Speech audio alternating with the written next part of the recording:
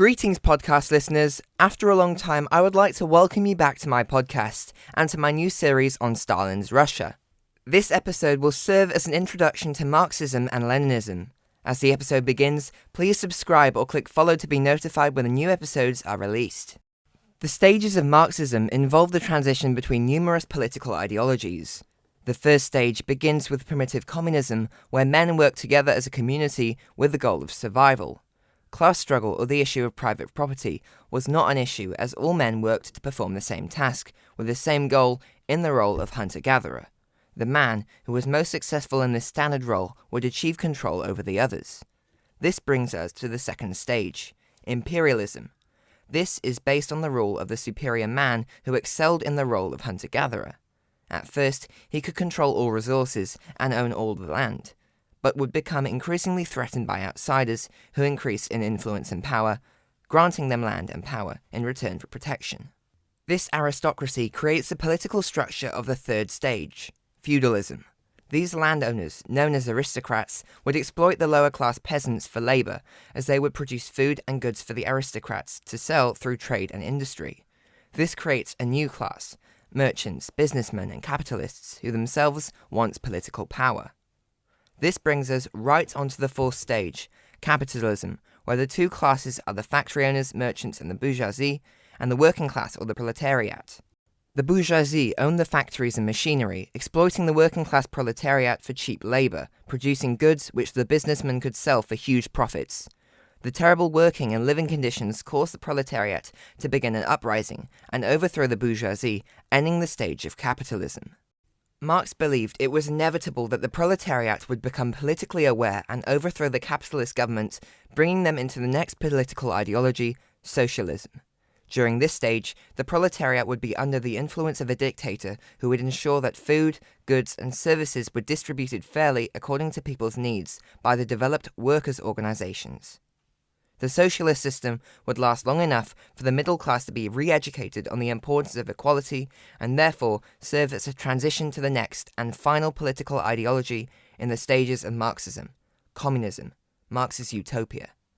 As everyone worked together for the common good and had ample resources, currency and the government would become worthless in the now classless society.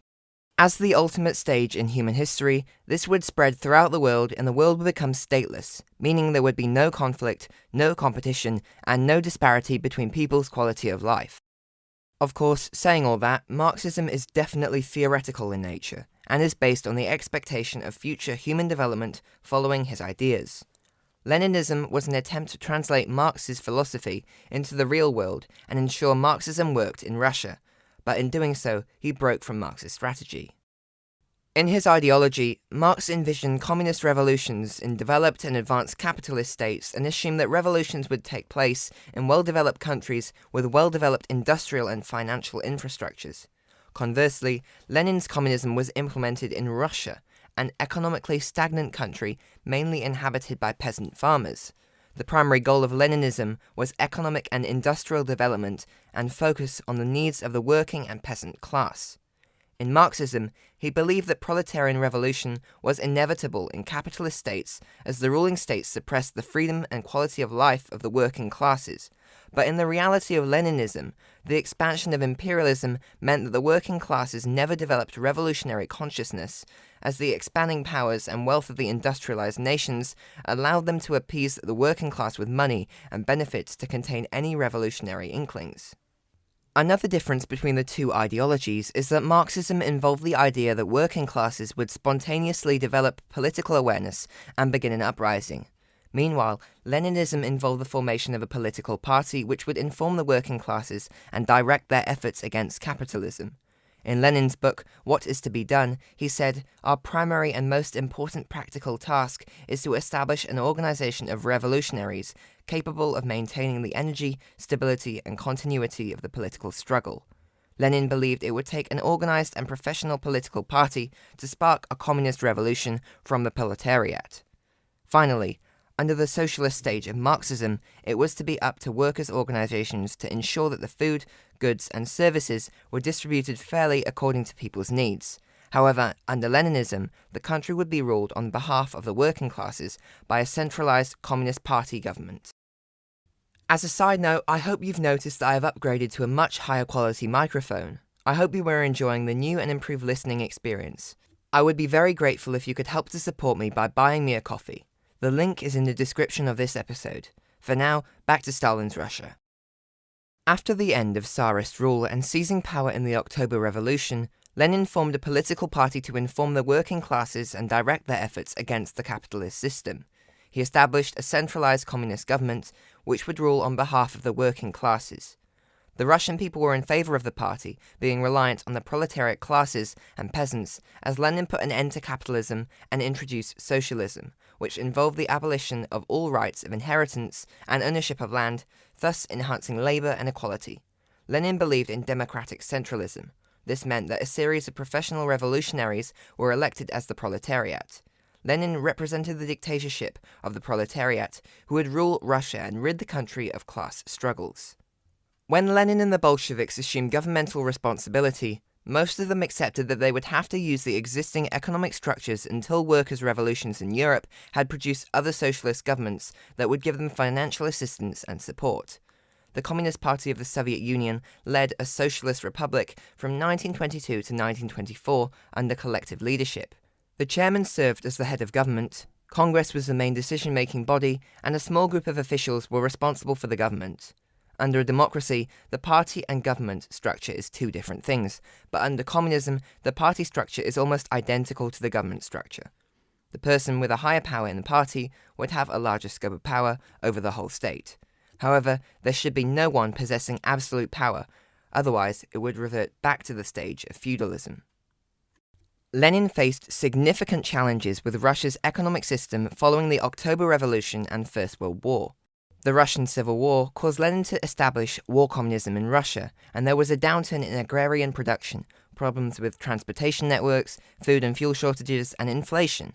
This was exacerbated by the 1918 Treaty of Brest-Litovsk, which meant Russia had to give up territories of Ukraine, Georgia, Finland, Poland, and the Baltic states of Lithuania, Latvia, and Estonia. Russia had lost 10% of its land, 12.5% of its population, 16% of coal, and 48% of its iron industry, and their economy was hit hard. As a result, Lenin introduced his new economic policy in order to improve the power of Russia's economy and reduce stress on the public. This involved new agricultural policies, including private land ownership, which the state only allowed because the idea of collectivization had strong opposition. It also involved the opening up of markets to a greater degree of free trade, which resulted in the end of grain requisitioning, instead replacing it with a fixed tax. Under Lenin's leadership, sweeping changes were made to Russia's social system. Major changes were made in 1917, with a decree on social insurance, meaning there would be insurance for all poor rural workers, urban workers, and wage earners, with employers being charged. Meanwhile, the decree on equality of rank in the military meant that all ranks and privileges in the army were abolished. In 1919, the world's first government department exclusively concerned with the affairs of women, called Zhenotdel, was established. Overall, labor conditions were improved and working hours were limited to a maximum of 8 hours a day. The government provided free education, especially for adults, and introduced evening classes for workers. After 1921, factories were placed under the control of elected committees of workers to avoid exploitation of workers. As the leader of communist Russia, Lenin achieved a number of successes for the people. In the next episode, I'll be speaking about Stalin's position in the party and how he consolidated his power from 1922 to 1929. Thank you for listening to this episode of my podcast. There are links in the description for you to access additional revision material on my website, provide me with feedback, suggestions and questions, and links to my social media and methods of contacting me. Again, I would be very grateful if you would be so kind as to buy me a coffee via the link in the description. This is the end of the episode. Thank you for listening, and goodbye.